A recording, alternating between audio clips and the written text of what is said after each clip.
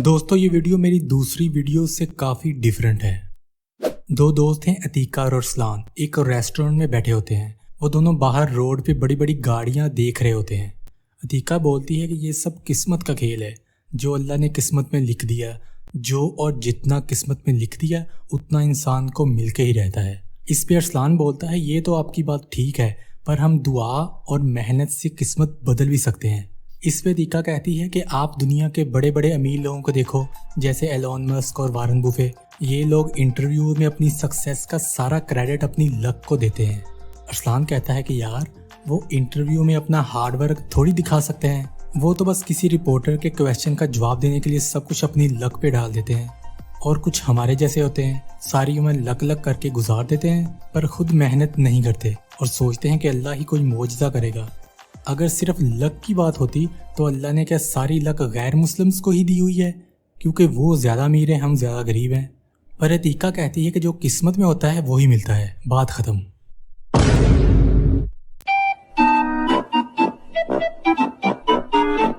दोस्तों James H हास्टन ने अपनी बुक चेज, चांस और क्रिएटिविटी में 4 तरह की किस्मत के बारे में बात की है। अगर आप भी लक पे यकीन रखते हो तो मैं आपको थोड़ा सा इनके बारे में बताता हूँ। दोस्तों किस्मत की पहली किस्म है लक फ्रॉम मोशन। इस लक में हम एक साथ बहुत सारी चीज़ों पे काम करते हैं और सोचते हैं कि शायद कोई ना कोई एफर्ट काम आ ही जाएगी। मिसाल के तौर पे अगर आप लॉटरी के 20 टिकट बाय करते हो और सोचते हो कि इनमें से एक आध लॉटरी तो लग ही जाएगी, या आप एक साथ बहुत सारी कंपनीज में जॉब के लिए अप्लाई करते हो और सोचते हो कि किसी ना किसी एक जगह में जॉब मिल ही जाएगी। दूसरी किस्म है ब्लाइंड लक। दोस्तों इसको अपनी लोकल लैंग्वेज में कहें तो इसको कहते हैं तुक्का लग गया।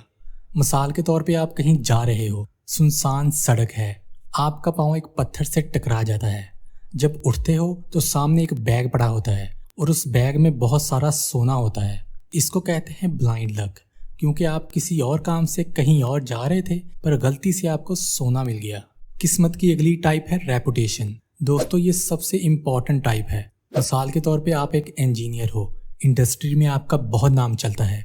दुनिया के बड़े बड़े बिल्डर्स अपना काम करवाने के लिए आपके पास आते हैं, क्योंकि उनको पता है कि आपके अलावा कोई भी इस काम को अच्छी तरह से नहीं कर सकता, और वो आपको इस काम करने के मुंह मांगे पैसे भी देते हैं।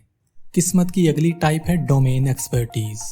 मतलब कि आप सिर्फ एक चीज़ पे फोकस करते हो, सिर्फ वही काम करते हो और उस काम में आप एक्सपर्ट बन जाते हो।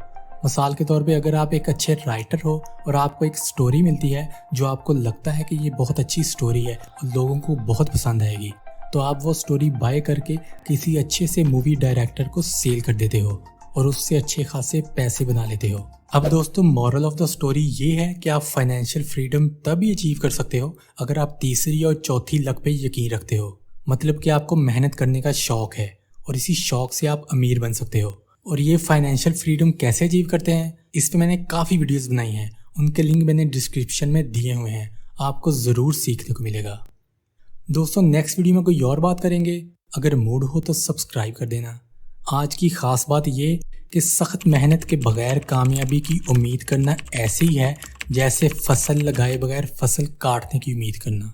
अल्लाह हाफिज़।